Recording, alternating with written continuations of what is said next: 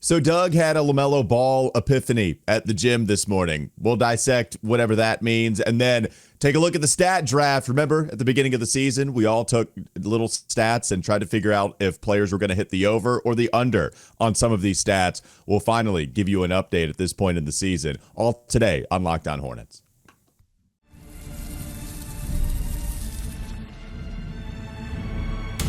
You are Locked On Hornets, your daily Charlotte Hornets podcast.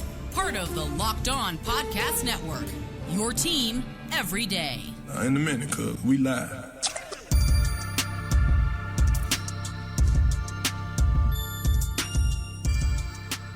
It's Locked On Hornets, part of the Locked On Podcast Network. It's your team every day. Thanks for making us your first listen. We're free. We're available anywhere you get your podcast, and that does include YouTube. There's Doug Branson. You grabbed the marker in a real dramatic way. I feel like this is going to be a good show, and this is not a disorganized show, an unplanned show to some effect, but I feel like it's going to be a good one with the way that you just grabbed that marker with some fervor, like some I'm ready to roll today.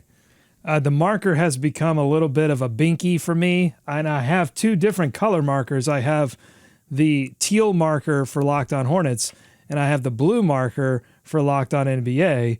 And yeah, it has become a comfort item for me. It's something that I just kind of hold on to, a totem, if you will, to make sure that I get all my takes out the way I want them to. And so as the camera was coming back to me, I realized I didn't have my marker, had to reach over and snag it. I'm a rundown guy for Wes and Walker. I got my hard copy rundown. I like tap the paper. Are you tap the paper guy? I'm a tap the paper. I'm a hold it with two hands. I like to use my hands when I talk. So that's a little bit of my binky. I'm Walker Mehl. You can listen to me on Wes and Walker every weekday on WFNZ from 12 to 3 p.m. We have a newsletter, folks, too. I need to tell you about it. Your favorite podcast now has a new newsletter, introducing the Locked On Hornets Daily newsletter. One stop for ultimate team and league coverage delivered right to your inbox. You can sign up for free right now, LockedOnDaily.com. That's LockedOnDaily.com. Start your day with the all-new free Locked On Hornets newsletter. You had an epiphany today at the gym. A couple questions. One, at what station, what were you doing when you had this LaMelo Ball epiphany? And, of course, what was said epiphany? Well, I was listening to Locked On NBA Game Night. That's kind of my routine. I listen to that show, and if I have time, I'll check out another NBA national show to sort of prep me for the eventual preparation of the Locked On NBA show, okay? And so I was in my stretch routine, like right at the end of my gym routine, and they were talking about this incredible game that we had last night between the Indiana Pacers and the Milwaukee Bucks. Did you get a chance to check it out last night? I did. Yes, I did. Yeah, I mean, it was a back-and-forth game of runs. We'll dig into it on Locked On NBA, but here's what you need to know for the epiphany. Is that Tyrese Haliburton comes back after missing 3 games. Pacers lost 3 games in a row while he was out. He comes back and hits an absolute incredible shot to end the game from the corner while he was fouled over top of Giannis Antetokounmpo. Clutch bucket, but he didn't have a great shooting game. I think he had a double-digit assist game, and that's kind of been the story with Tyrese Haliburton this year is what kind of player does he want to become? Is he going to be this like number one, eventual perennial all-star, eventual MVP candidate who's like a primary scorer? Or is he going to be the guy that scores 15 but has 10 assists and has the impact on the game in that way? And it seems like that's where he's going.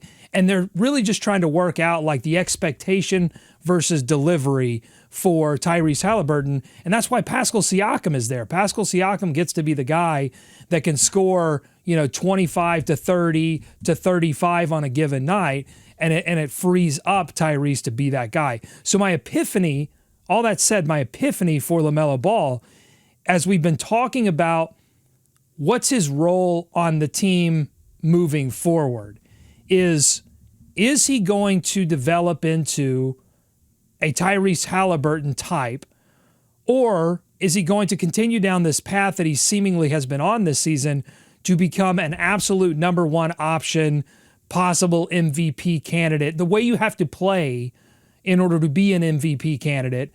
And it makes me think of like Cade Cunningham.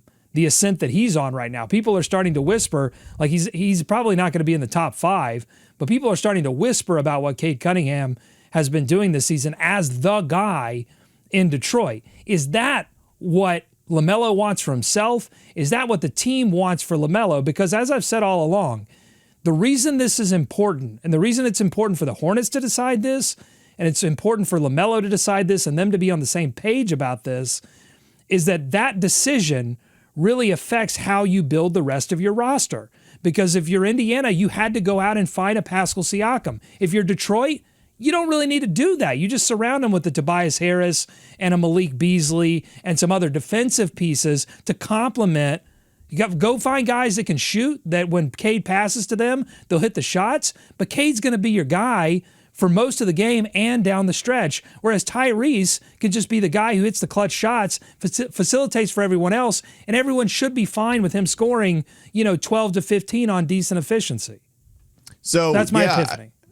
So the epiphany is more so of the question, right? How the Hornets are going to build around him. The epiphany is the two players, the two ideas being your Cade Cunningham or your Tyrese Haliburton. What kind of player does he want to be? What kind of player do the Hornets want him to be? And by the way, if those two things don't match, that's where you have a problem, because then the team has to decide, do we just move on if we can't get him and us on the same page about what we want him to be?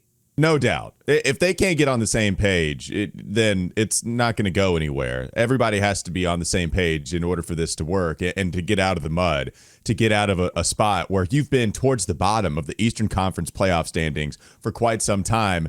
You're not even in the play-in anymore, and you've only been there twice. Yes, we all know the lack of team success. So I don't know what stat to look at to talk about this. I don't want to put it too simply, but we're talking about more so maybe facilitator role, where it seems like to me, just to try to provide clarity for myself and for the listeners possibly, in terms of measuring Tyrese Haliburton against a LaMelo Ball, against a Cade Cunningham, it's all about being the number one guy, essentially, right? And I'm trying to figure out, in terms of him spreading the basketball around, getting others involved, helping everybody else be better at their job and not necessarily take the number one scoring responsibility for his team.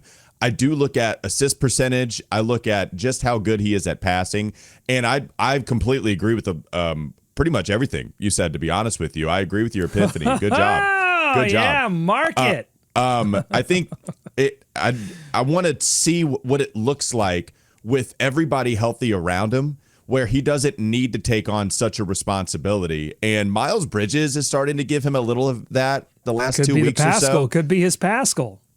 Maybe it could be his Pascal Siakam, and you need him to hit more shots. Like the slump of it all needs to just move to the side for this conversation, right? Like I don't know how much.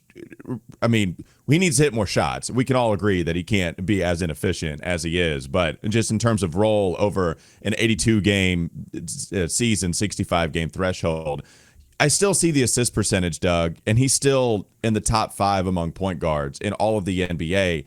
And I want, if we turn him into more of that guy, or not even turn him into it, allow him to be more of that guy. That's what I want to see. But for so much of this season, he really can't be, right? It has to be Myles Bridges that, remember, man, we've had a lot of conversations at the beginning of the season of him not living up to this contract. And it's not like it's a huge contract. We had a lot of conversation about him not living up to this deal. And certainly he's surpassed what he's doing on this deal right now. So that's what I want to see, are the pieces around him, to your point, to see if LaMelo would embrace that role or not. Because I think he can. I think he would embrace that role. But we certainly don't have any real confirmation on that.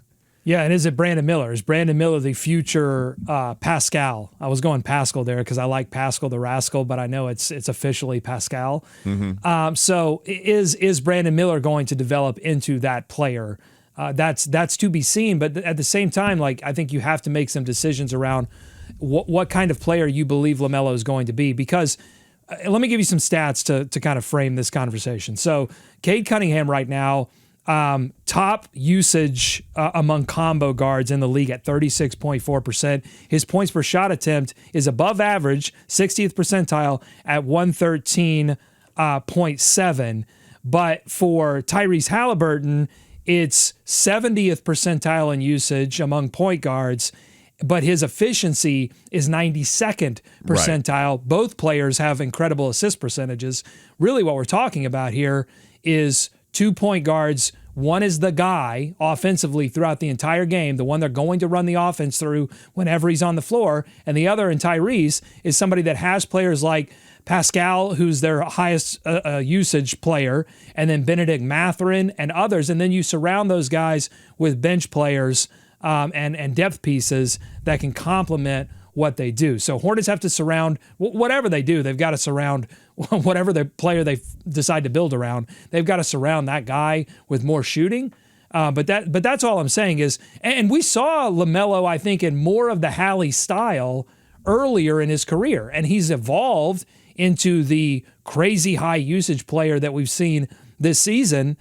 And his efficiency went not just like down, went way, way, way down. Before this slump, it was still going down earlier in the season. And I think that raises the question, maybe that role doesn't fit him. Yeah, right. When he had adequate talent, his role was more that of Hallie, where the volume wasn't nearly as plentiful, but the efficiency was way up. I don't think that's a coincidence that just so happens to be LaMelo Ball's only all-star campaign. Efficiency up, volume a little down, adequate talent around him. Right. Ever since there's not been adequate talent, they've had to go to LaMelo being the number one guy by leaps and bounds, because Myles Bridges, he's here now. He's here we'll call it the last month of this basketball season. Not to say that he's not been playing with outstanding effort, just in terms of him being the number one guy. Like, he's been clearly the best player post All-Star break, but that's only been the last month. Before that, it was clearly LaMelo. It was us campaigning for LaMelo to make the All-Star game, not only just because he got the most fan votes, but because we saw stuff as it pertains to what he was doing with this roster. It was this podcast saying everybody else is wrong. They're not watching the games as to why LaMelo needs to take on all this responsibility, or else you have to go to all these other players that are G Leaguers and or not real NBA players at this point. So adequate talent, and then we'll find out the role. But that's what they need to do, and that responsibility falls on the team. That's what they got to do to figure it all out. So my epiphany really isn't the question. My epiphany is that I think he has to become the Haliburton role. I think this was worth exploring. When you have a player with the talent that LaMelo Ball has, you have to go down this road and find out, is he going to be that kind of player? I just think we found out. And we need to now, I think the team needs to now shift into building a roster around LaMelo Ball in the same way that Indiana did with Haliburton. By the way, Haliburton's turnover percentage, super low, high assist percentage. That's something that LaMelo Ball has to work on as well. His turnovers are too high this season, and Charles Lee has mentioned that over and over and over again. If you're going to become, because you can afford high turnover percentages if you're putting together the kind of points performances that the Cade Cunningham mold type is putting up. You can't do it if your efficiency is super low. So let's that's talk more about all things that they have to figure out. I'm going to continue that conversation coming up next on the Locked On Hornets podcast. Bees everywhere! Yeah, I'm glad that Doug's workout thoughts gave us some content today, because I want to continue. Oh, I got more. I got plenty more. Plus, we'll give you a stat draft update. That's still to come. Locked On Hornets. This episode is brought to you by Wayfair. Well, we're past the holidays now. We're on the doorstep of spring cleaning, and there's nothing like giving your home a little TLC. Decluttering, refreshing your space, it can make a world of difference as you settle back into your routine. Whether you're tidying up, clearing out, or just looking to give your home a fresh new look for the year, Wayfair has everything you need, and it's all within your budget. Their massive selection makes it easy to find pieces that fit your style perfectly, and the best part, free, hassle-free delivery, even on the bigger items. Plus, their site is so user-friendly, you can have everything you want in no time. Give your home the refresh it needs with Wayfair. Head to wayfair.com right now. That's Wayfair, wayfair.com. Wayfair, every style, every home. This episode is also brought to you by TurboTax. This is a message from our sponsor. Taxes used to be waiting and wondering and worrying if you were going to get any money back, and then waiting, wondering, and worrying some more. Now Taxes is matching with a TurboTax expert who can do your taxes as soon as today.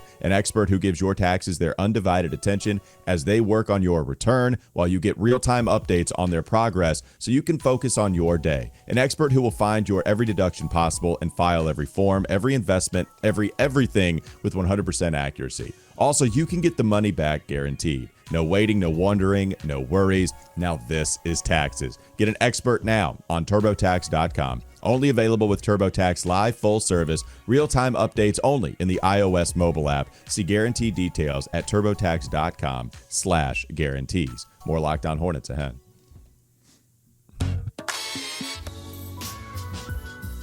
Let's continue with your thoughts on LaMelo in terms of you figuring out more so, not the question, but the answer, that LaMelo is more of the Hallie role type player instead of the Cade Cunningham. Is that fair? Am I getting your words correctly there, that he's more Tyrese Haliburton than he is Cade Cunningham right now? Absolutely. Well, he should be. Okay. Right now, he's playing like Cade Cunningham. I mean, he's playing the style of play that is Cade Cunningham. He should evolve back into Haliburton style. Yeah, I think what I keep going back to is the adequate talent around him so we can definitively answer that. And you might be right. In fact, if you were to, force me to answer, I think I'd probably lean more towards him being Tyrese. I leave a lot more room for doubt. I do not have the epiphany in terms of me having this answer, but I think the question is spot on. I think what we do with Cade is we've had this conversation for 3 years where it looked like many people had already written him off. All right, Cade's not going to be the number 1 overall pick, worthy of being the high usage, high efficient type guy that can lead his team to a postseason berth. Until they went out and they did the thing, right? In the offseason, they went and they got all of the veterans, and they didn't have a whole bunch of, not real NBA players in terms of going after a playoff spot. And then all of a sudden, to me, not so coincidentally, Cade Cunningham blossomed. So when they did go out and they got the veterans, and they overpaid for Tobias Harris, and they overpaid for possibly Malik Beasley, who just knocks down every single three that he sees, then now Cade Cunningham is able to blossom into this star that is a high usage guy. And that's why at the beginning of the season, I called them the Houston Rockets light. They did the same thing to try to figure out who their guy was. Turns out they kind of found out Jalen Green isn't so much that, right? Mm-hmm. But Alperen Şengün could be that dude, with Dillon Brooks being your enforcer, and Fred VanVleet just being a point of attack defender that can also hit some threes and just be your leader. And they figured out some stuff there. But with Detroit, they found out, he actually needs like some real vets around him at a bunch of different spots. Now I can see what Cade is worth being that number 1 overall selection. And it worked out for him. So it's all about, what are you going to do around LaMelo? What are you going to do around Brandon, right? What are you going to do around Cooper, Ace Bailey, Dylan Harper, whoever the top 5 pick is? What are you going to do? Because it's time for some veterans, and it's time to have enough talent where everybody can succeed. But that's what I want to see happen with this team, and it's been a long time since we've had it. Yeah, I think that even when Cade was struggling last season, and he was still doing things that I think would make you think, okay, this guy could be that guy. And one of those things is drawing fouls.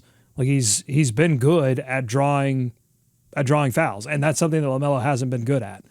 And so that's, I just think there are little things that make me really come to terms with the fact that he's not going to be that guy. And it's honestly, that's okay.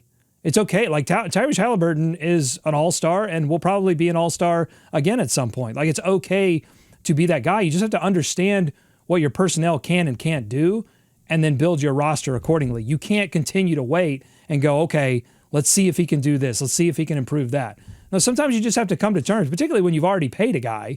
You've got to come to terms with the fact of who he is and who he isn't, and then build the rest of your roster accordingly. I think that's how the Hornets should approach next season. No, and final thing, but what's beautiful about this is I actually don't think you have to make these drastic decisions based on that, because I do think Indiana and Detroit did something pretty similar. Pascal Siakam is the better player among everybody else outside of those two guards, right? So if it's Tyrese and Cade who we're talking about. I would say Pascal Siakam is your next go-to guy. Really, it's with inside the three-point line. He just gets to the free throw line all the time and then just pops a midi in your face. But he's the guy that can take over every once in a while offensively. But it's not like it's this drastic move. They didn't go out and get an all-star in Pascal Siakam in terms of what he's been able to do the last couple of years, right? They just have a defensive, a 3-and-D center in Myles Turner. They have nice. it would be nice, right? So they have a 3-and-D center in Myles Turner who can protect the rim and hit a shot that Tyrese Haliburton hits him for at the top of the key. They did go out and they got a defensive-minded, but still can get his shot kind of guy in Pascal Siakam. You have some backcourt depth by hitting on your second-round pick in Nembhard, and then Benedict Mathurin is fun and up and down, but still fun, right? Like, they've done a bunch of stuff where they don't add all-stars to their team, but they just add good enough talent. Detroit did the same thing. So it's going to be up to LaMelo on what happens here, which you're totally right about. Like, how much does LaMelo answer some of these questions once the Hornets are going to figure it out? And something that you've been preaching to for quite a while, man, timing just might not work out for either party. Which is something we've talked about too. If LaMelo decides that he's not going to wait and the Hornets decide that they're not going to wait and that they're just going to blow this thing up, that's very much on the table this offseason. It's very much on the table. Okay, stat draft update time. We got a whole bunch of stats that we drafted at the beginning of the season. Doug, how are we looking? It was me, you, and David. Are we successful with some of these stat drafts, like more so than not? How are we looking with all of this? Okay, so just to recap what we did here is we did 5 rounds of drafting last season's stats for players. And then we said, will they hit the over or the under on that stat? So, for example, David, with his first overall selection, took Brandon Miller points per game over, and he's officially hit on that because Brandon Miller, before he was injured, finished at 21 points per game, which is over the 17.3 mark. He also hit on Seth Curry games played over 8, which was a total shenanigans pick, but he hit it. So right now, officially, of the 5, he has 2 of them that have hit. I've hit on my games played pick, which was LaMelo Ball over 22. That was a little bit of shenanigans, but also not a given. You never know. So LaMelo Ball over 22, he hit that. Brandon Miller, I took 3-point attempts over 6.7. I knew that was going to hit. That was confirmed by Charles Lee, sure. And he was a man of his word. 10.9 3-point attempts Brandon Miller finished with before he was injured. So I hit on that. I also hit on Brandon Miller rebounds over 4.3. This didn't look great for me early in Brandon Miller's short season, but he turned it up right before he got injured. He turned up the rebounding. He turned up a lot of what he did outside of scoring because he had his own scoring slump, little mini slumps that he had. But he turned up some other aspects of his game, so he finished with 4.9, so barely hit the over on that one. The only official one that you have in the books right now is Nick Richards' games played under 67 because he got traded. He finished with 21. You took your number 1 overall selection was Myles Bridges points per game under 21 points per game. And I don't after the last game, he was sitting at 20.9. You have to take a look at where he's sitting. By the way, it's not good. It's not looking good for you, buddy. Oh, no, it's gonna lose. Especially, it's absolutely going to lose unless Myles goes on a cold streak. And I don't want that. I would like to lose this one because I want somebody to score the basketball for this team. So Myles Bridges is probably gonna make me pay. Now, you did short me here, and we are gonna talk about maybe some possible shenanigans. But I do have one other one in the bag.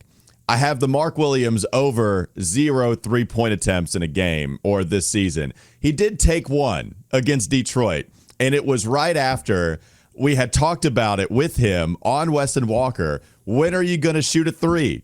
And then he shot a 3-pointer against Detroit that very next game, to which I talked to Mark afterwards, and he was laughing. He was saying, I thought about you guys. As soon as I let that thing fly, I thought, they just asked me that earlier today. So you could argue shenanigans in terms of just taking the over 0. You could argue shenanigans by getting involved in the draft myself, maybe some actual affecting of the process. But I have one in the bag, and I even worked for it a little bit. See, what's weird is they have his 3-point attempt, maybe because it's just one, but they have his 3-point attempts at 0.0. Yeah, but it probably is closer. I guess it's like 0.04, and they just round down total. Now to I'm going to switch it 0.0. to totals. And Mark Williams one 3-point attempt. Nick Richards also 1 3-point attempt. I know. He was hiding his one attempt in a bushel. Maybe not a make, but he was hiding his one attempt. Taj Gibson 1 of 2, 50% from the field from 3. I've been saying we don't have a shooting big, and there he is, staring me right in the face. Taj Gibson, 50%. Yeah, I am. After the second offseason, though, of Mark Williams and somebody telling me that Mark was going to be over 10 3-point attempts for a season, I'm done. I'm not asking it. Fool me once, shame on you. I got fooled twice. Now I'm the fool. I'm not going to be fooled again. Let's see where you are on blocks, because you took Mark Williams' blocks. He's got 1.2 per game this season. And are you over on that? Yeah, 1.1 last season. Now we'll see. I mean, there are a lot of games left. If he doesn't continue to get a block, we'll see there. So you're hanging on there. And then maybe I can look it up in the next break. But LaMelo Ball, 2-point field goal percentage, over 50%. I'm going to say you're probably underwater on that one, but I'll take it. Oh, yeah. And that's one where this was what we thought was going to happen with LaMelo. More drives per game is what you had. And I'm under. I've already checked that one. I'm underwater significantly. Like, it's crazy. It's even down from like 2 seasons ago. And again, I know the games played, the sample sizes are weird. But yeah, he hasn't been driving the basketball. And I think if I looked at pre-injury, he was probably above that maybe, or maybe just slightly below what he was last season. But I think since he's been back from injury and defenses and Brandon Miller's injury, defenses started attacking him, and he has not been able to get to the rim. 48.3% on twos, and you've seen the rolling averages. It's just been bad for him for quite some time. Like, he's just not hitting shots, and you can see everything take a sharp turn down as Myles goes up. LaMelo, his performances have been trending downward over the last month of the season. But yeah, 48.3% inside the 3-point arc. So it doesn't look like I'm going to hit that one. All right, let's move on. Coming up next on the Locked On Hornets podcast. Bees everywhere! We'll get to some new stats and also go with some rapid fire observations from the last game. There was some comedy. We can laugh about it now. We almost were going to get real frustrated, and especially at one player in particular. But we'll give you some other thoughts on their most recent win against the Heat in the last segment.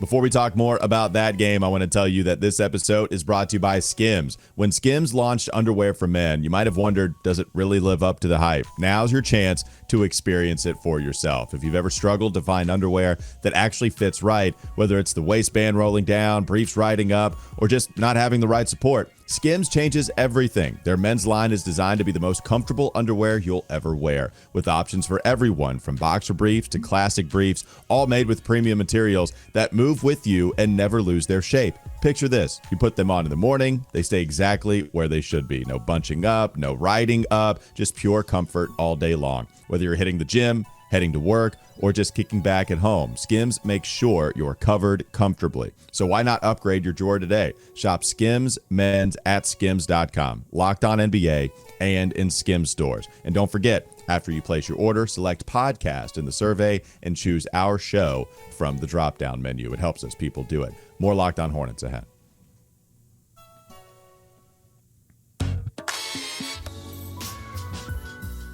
Doug, take us away. You have some more stats for us. A heavy stat show. Didn't expect the first segment to be so stat heavy, but boy, we are basketballing. We're basketballing hard today. Nerd alert. One quick thing on the stat draft. So it looks like you're going to have 3 in the bag. If Mark Williams continues to block at the rate that he has this season, you're going to have 3 in the bag, and that's probably it for you. Probably it for me, too, because I had Josh Green assist over 2.3. I don't think that's going to hit. LaMelo Ball drives per game. I don't think that's going to hit. David, I think, is going to finish with only 2 because he's got LaMelo Ball turnovers under 3.8. It has definitely not been under that. LaMelo Ball 3-point percentage over 35.5. Amazingly, it has not been over that. And then Myles Bridges field goal attempts under 17.5. I don't think that's going to hit either. He has been shooting the rock. Yeah, what I'm trying to figure out, what was the boldest claim that somebody hit on? I don't know. I mean, Brandon Miller over 17.3. You felt like that was coming. David also, the Seth Curry shenanigans. LaMelo over games played. We thought that was going to happen. Over 3-point attempts, we thought was going to happen. Rebounds that you got right. Like, that could have gone either way, but more minutes, more rebounds for Brandon. I mean, I don't think I have anything particularly bold. It was... Yeah. Well, I think I think the ones that we missed were generally ones where we were over optimistic about certain things. Like, I missed on the Josh Green assist. I missed on the LaMelo Ball drives per game. I thought there was going to be continued improvement in LaMelo Ball's drives per game. That didn't happen. I think in a disappointing season, unless you bet on disappointing, and we were slightly optimistic. We weren't like, we weren't head in the clouds like this is a playoff team. But at the beginning of the season, we thought, okay, they could do something here. There could be some improvements here, and injuries and other things got in the way. Yeah. I remember the take for me being at their absolute most ceiling, they could host a play-in game. That was the most, and they're not going to hit that. My Nick Richards one, like, I called him just getting traded, before he could even reach his 67 game threshold. He did get traded. But yeah, like you and I both believed that the drives for LaMelo and the 2-point field goal percentage was going to take him to a different level, and it just started trending downward so much. And the turnovers too. I mean, he's been turning over the ball a lot lately when he tries to put the ball on the deck and get into the paint. It's the LaMelo stuff is frustrating, as we've been talking about for quite some time. Okay, so some rapid fire thoughts from Miami. The Hornets, despite some good late game execution from LaMelo Ball and Myles Bridges, did try to give that game away, and we really didn't get to talk about it because we zeroed in on player analysis. But at the end of that game, the Hornets, all they have to do is inbounds, which has been the story of this franchise for what seems like a decade now. All they have to do is inbound the ball and everything will be okay. And at the very end of the game, the Hornets, they just got to get fouled, and they inbound it to Nick Smith Jr., who bobbles the ball. No, I mean, a little bit of defensive pressure, but it wasn't one of these situations where sometimes somebody comes in and like stabs at the ball, defender stabs at the ball, and then there's a mix-up. No, he just couldn't get the catch clean, and he fumbles it out of bounds.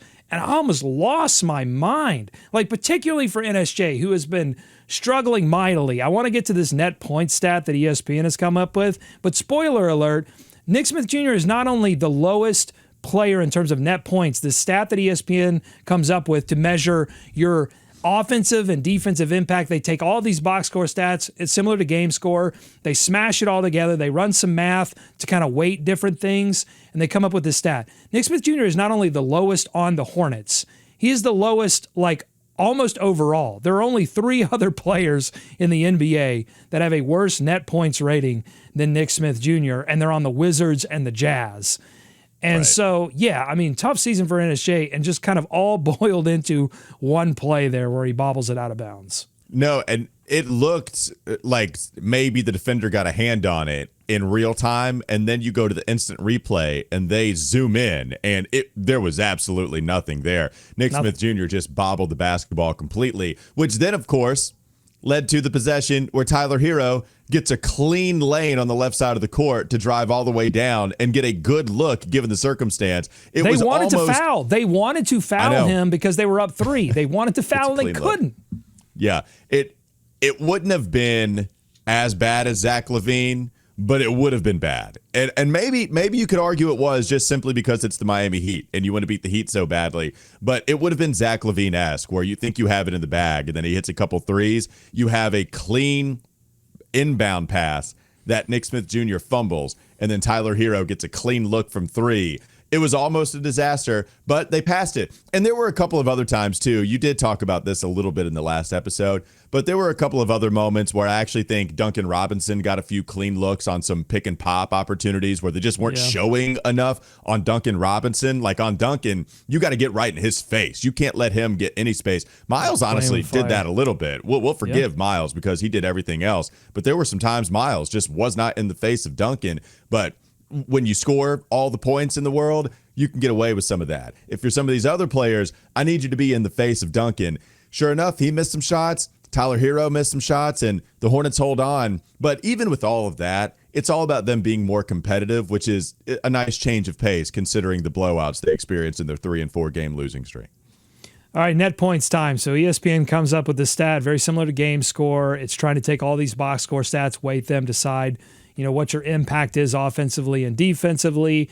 Would you like to take a guess at who the leader for net points for the Charlotte Hornets is this season?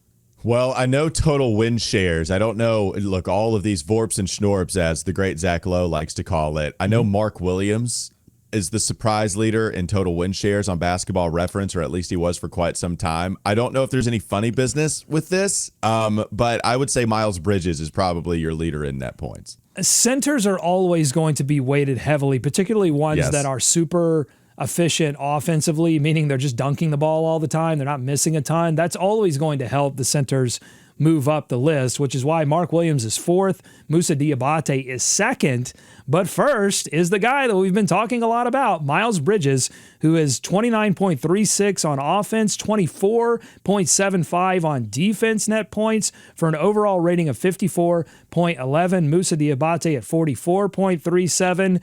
LaMelo Ball is still in the positive 9.94, but it's because he's the leader in offensive net points, 36.65. He is minus 26.71 on defense. That would be not at the bottom. That's Nick Smith Jr. And then again, Josh Green is minus 30, but he's literally all he's doing is playing defense against the best guy every night. That's always going to be tough. And then just the final thing, Nick Smith Jr., minus 133.17 net points. He's a minus 80 on offense, minus 52 on defense. As I said, 4th worst to Isaiah Collier, Bilal Coulibaly, and Bub Carrington. Ouchie. Okay, ouchie indeed. And this is a new stat that ESPN just dropped. I actually didn't see this. So was this in the last week or so or something like that? Yeah, very, very recent. Okay. Are you curious about any other players? I gave you LaMelo's. He's high offense. I'll tell you what, defense. you know what I actually am curious about? Seth Curry. Despite him not playing, I just want to see, are Seth Curry's numbers skewed just so dramatically one way or the other, because he doesn't get a lot of time, but his impact is always felt to quite a big degree, certainly offensively. Yeah, minus 4.62 on offense, minus 20 on defense. Okay. And I think the Hornets, had they gotten the Seth Curry that we've been used to, who comes in for 15 minutes and bangs 3 threes, they might have won that game against Miami easily, but he was a little bit absent in that game. Brandon Miller, before he left, was a minus 21 on offense and a minus 7 on defense. Tijon Salon, a plus on defense, 8.14. What I've been saying, I think he's shown some defensive impact improvements, but a minus 60 on offense. Not very good.